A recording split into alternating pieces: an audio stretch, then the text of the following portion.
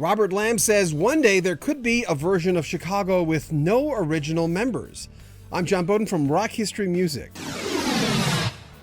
Lamm talked to Billboard magazine about 4 Decades Live, This Is What We Do, the brand new DVD-CD box set. It highlights material from 1964 to 2014, and the set features that famous 1970 Isle of Wight Festival show. Lamm says the reason that a lot of this live material has not seen the light of day is the band really thought it was inferior soundwise. But Chicago's trumpeter, Lee Loughnane, is kind of the archivist for the band. He oversees everything that's found and released. Now, as for Chicago going on without original members, Lamm told Billboard magazine, I think there's a feeling about that, about the guys who would be left who are in the band. I think there's a feeling that instead of being just Chicago, it'd be like the Chicago Little Symphony, if you will. Players go in, players go out. So I think that's a possibility, yeah. We've played some gigs with the current Blood, Sweat, and Tears, and I think from a listener's point of view, it sounds like Blood, Sweat, and Tears, even though they don't recognize anybody on stage from that first couple of albums. And it doesn't seem to matter much. I think that could be the case for Chicago too. Now that's the part that's getting some fans going, whoa, no, I'm not sure if we want that, but what do you think? Make sure you comment on this video and let us know that would you go see Chicago if there were no original members? In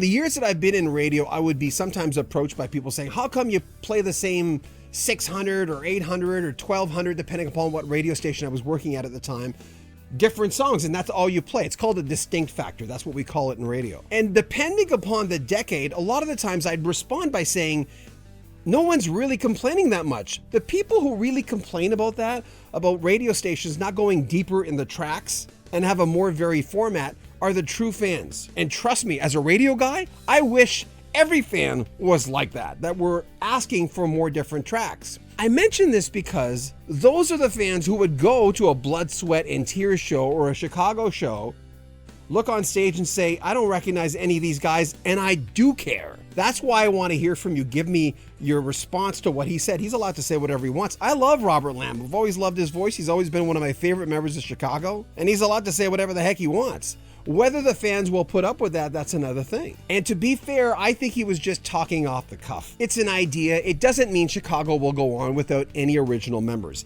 This machine makes a lot of money. And I think that's why people like Gene Simmons and Paul Stanley have said maybe Kiss would go on with new members, because they could sit in their lawn chairs and continue to make money, and then their kids will, and those kids will. But how much will the fans put up with this? That's the question about this. Also in January, let's remember Chicago lost 2 members, not original members, bassist and vocalist Jeff Coffey and drummer Tristan Bowden. Percussionist Walfredo Reyes Jr. moved up from percussions to drums. Then Daniel De La Reyes joined on for percussions, plus Canadian vocalist Neil Donnell stepped in. Lamm says, well, starting with the death of Terry Kath, we're no strangers to updating the lineup, if you will. A lot of lip service was given to the concept that the music is more important than who's playing it in our band. And as it turns out, that's apparently true. But also in a strange way, the guys who are maybe a generation younger, who come to fill in, are better players than we were when we started out. So I would say the level of skill has improved with each sort of injection of fresh blood. The new guys have made the band better and maybe have more energy than that standard band that was showing up in the 90s and early 2000s.